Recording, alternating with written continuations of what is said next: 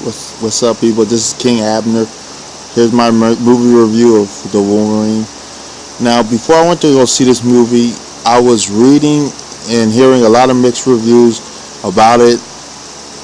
I really didn't know what to think, but I was trying to, to believe the positive reviews because I wanted the movie to be really good.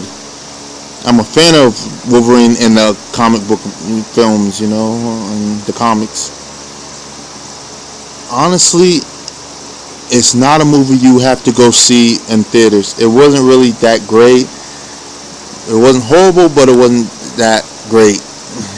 I wasn't satisfied by it, It's honestly a movie that you could just wait to see when it goes on Blu-ray or video or whatever, or Netflix.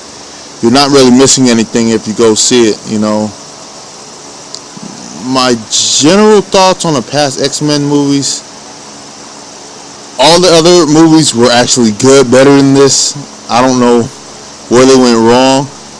X-Men First Class was actually better than this in my opinion. The Wolverine Origins X-Men Wolverine was actually a better Wolverine than this Wolverine, All the X-Men movies as a whole are better than this.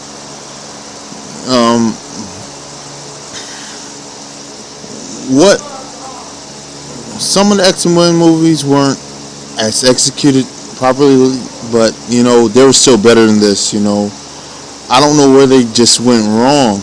The mutants they don't really even have mutants inside this film. I was hoping it would be on par with the Avengers,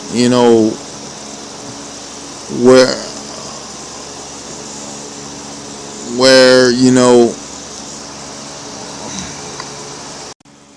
everything in the Wolverine was just so narrow, it was just like so small in scope. Like, if you look at the Avengers, it's so much bigger in scope. I mean, Wolverine's a big name comic book hero. It was just ridiculous. In my opinion, the best part of this movie, this is my opinion, is not me trying to exaggerate how bad the movie is, but the best part of this movie to me was the after credits. Yes, I'm not even gonna lie to you. It was the after credits.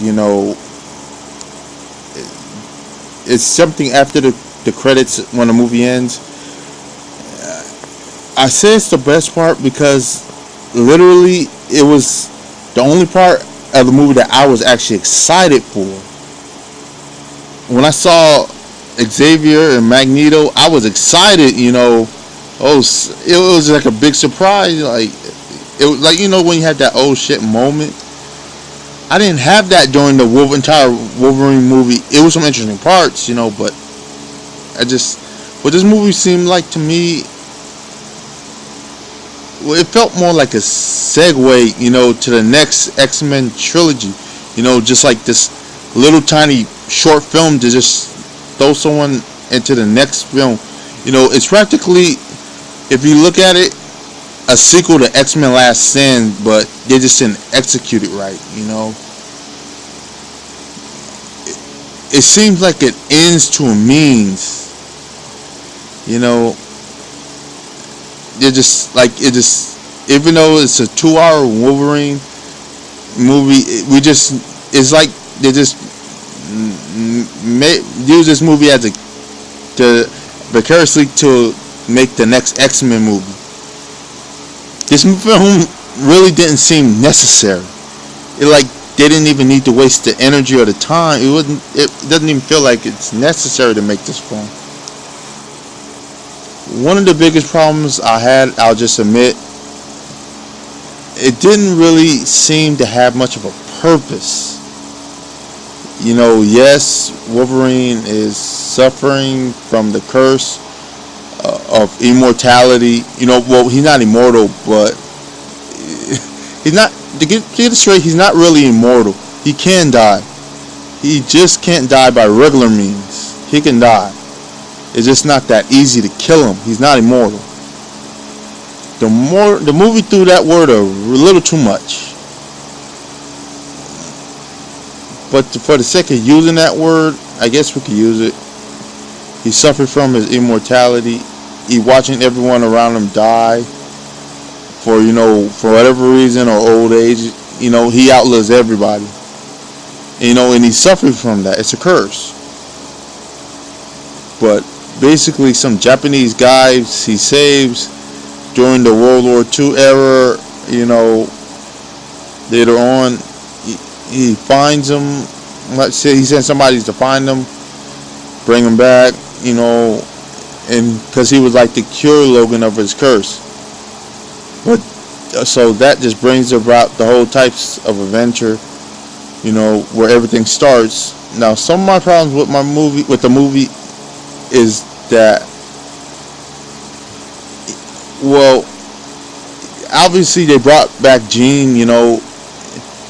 He's suffering from the part where he kills Gene, and he's still suffering from the part when he killed Gene.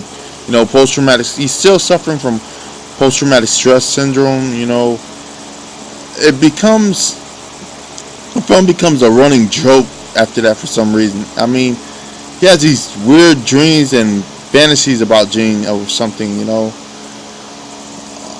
Yeah, he feels guilty. He feels guilty. Don't get me wrong. But I get it, but it just beat you to the ground with it. After the 4th, 5th, 6th time. I mean, like, come on, we understand, we get it. He's in pain, you're just beating him down. I mean, it just got ridiculous. Like, it's just a joke. It was just like a big joke. I mean, we just started laughing after a while. I mean, this is a joke right now. It's true. Of course, Hugh Jackman plays a great Wolverine, but the movie's based in Japan. The problem with this is that, according, in some animated movies that I watch Wolverine, and based on the comics, on this time period, when he actually is in Japan, doesn't he supposed to get training from somebody there? I mean, he's supposed to find a master or something, like the Japanese girl's father or something. But that never happens in this movie. I don't, they just changed that plot. Let's forget it and just put a twist on it. And it's basically like they just changed the entire plot and, added a twist on it. It felt very melodramatic. Felt like an anime at times.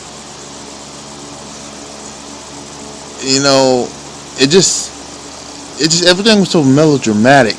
The scene with Gene, to the Japanese characters, it just, not all of them are even Japanese inside the film either,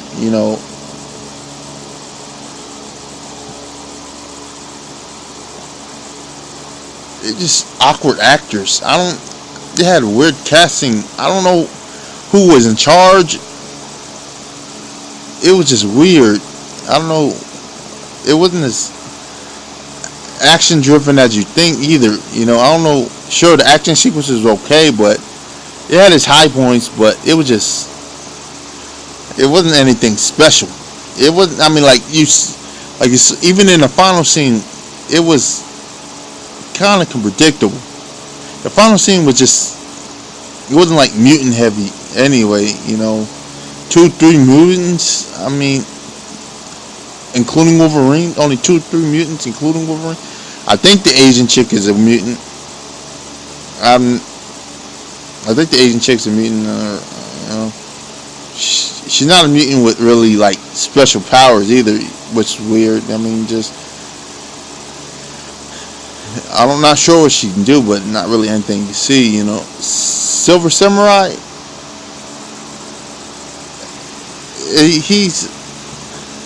it was a decent fight sequence, the film had a lot of plot holes in it. An average person that goes see this movie, they're not going to find any problems with it, but if you're a comic book geek like me, or you're knowledgeable on X-Men and Wolverine, you're going to be parts of this film where you're going to be thinking in your head, no, that wouldn't happen. Wolverine wouldn't did this, Wolverine would have did that. certain problems that if you're a comic book nerd, you're just not gonna. You're gonna hate. You're gonna have real problem with average person. It's gonna be okay with it as an action film, but for me, it's just a low. It's just really low. It's a step back for Wolverine. It's just real step back. This is my review. If you saw it, let me know what you think about it. This is King. I'm hoping X-Men Days of Future Past will be a better movie. You know, bigger scale. Especially since Sentinels are going to be there. I'm really hoping it's going to be a bigger scale. You know, this is my review of King. This is my review of Wolverine. Of the Wolverine. This is King Abner. Like, subscribe, comment. Let me know what you think. If you saw it, you know, let me know what you think. Would you rather get a refund for purchasing, you know, going to watch the film? You know, like, tell me what you think. Inbox me, you know, anything that you want me to discuss or review. Like, subscribe to my channel. Thanks. This is my review of the Wolverine. It was horrible in my opinion, but, you know, you might think differently. Thanks. You guys have a good one.